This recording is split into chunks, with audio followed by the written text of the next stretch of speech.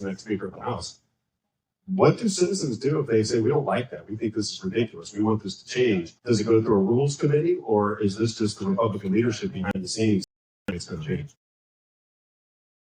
In regards to what you guys can do, is educate yourself on these rules packages. You know, it's funny because as a night before, I think we were voting on them, or both my wife and I, the family, we were sitting in the office, and we went through every single line of the rules package. And it's an eye-opening experience. I mean, you realize that your so-called representative, that's our name, right? We're state representatives. Senator Moon here, but he's still a representative to his constituents. We really can't be your representative unless we work for the one guy, unless we work for the speaker, or to a lesser extent to the floor leader, because there is a little bit of a hierarchy that the floor leader has a little bit of power. Regardless, I like to say back home that I can't work for you unless I work for someone else first. You hit on Article 1, Section 1, which Senator Moon did earlier. You know, I don't really think that allows, or basically, I don't think that says that the government does derive its power from the people. It sounds like it derives its power from the speaker, because that's where it all comes from.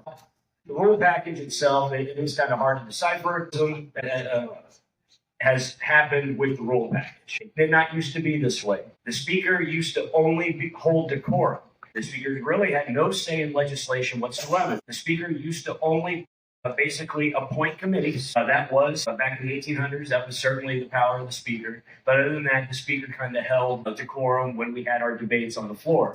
Well, nowadays, you'll find if you watch the online streams of the House, you will find that the speaker himself is hardly ever there. But it really does come down to you guys being educated. Right. And you wouldn't know if you weren't paying attention. You would just assume that the speaker is doing a job. And by the way, it's like that at the federal level. Mike Johnson is not sitting there at the dais running the show, like during the debates. Because the debates, to let you guys all in on a secret, this isn't really pertinent to the question, but the debates are all theater. It doesn't actually matter. This gentleman said that we know how the votes are going to go. They do. We do. We know how the votes are going to go. You can't really see this on stream, but more often than not, we don't even have a quorum half the time because most of the representatives, both Democrats and Republicans, are not in the room. Until all of a sudden, maybe the Democrat calls us out or they hear roll calls coming, and all of a sudden they all run back in. Once again, that's because the debate does not actually matter. Everyone knows how they're going to vote. But educate yourselves. It really is that important. When it comes to the rules package, we typically only vote on one per session, and the session is 2 years. This year, I'm going to give you the example of some of the power that we lost in the House. Calvin Coolidge had the quote, "It's better to kill bad bills than it is to pass good bills." There used to be a mechanism in the House to where we could basically throw whatever amendments, or we could attempt to propose any amendments we could to any bill. Of course, leadership can see these amendments on their computer screen, and they have staff that is monitoring this. Well, last year, or maybe 2 years ago, Representative Bill Hardwick was trying to poison pill, what that is called, a poison pill to try to kill a bad bill. And he purposely did not file his amendments, and he got up and spoke.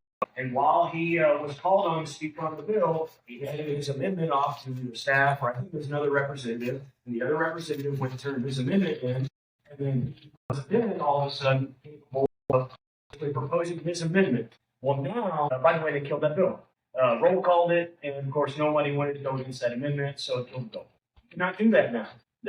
This rule change was specifically made to prevent that. If we want to propose an amendment, it has to be filed before we're called on.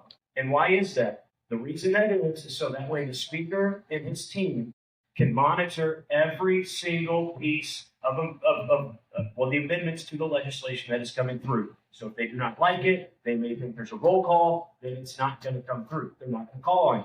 And I'll leave you with the example. Senate Bill 3, which is the stadium funding bill. Any supporters of that in here? Didn't think so. He had a good amendment for the Senate Bill 3. And he stood there for 2 hours and 45 minutes and could not get called on because they knew what was in his amendment. And they were scared he would roll call it because it was a good amendment. So he stood there until he conceded to leadership that he would not roll call. He came to us because we kind of have a nasty little habit of roll call and amendments in the House when people don't expect it. That's the only way you can get time on the floor is if you okay it with leadership.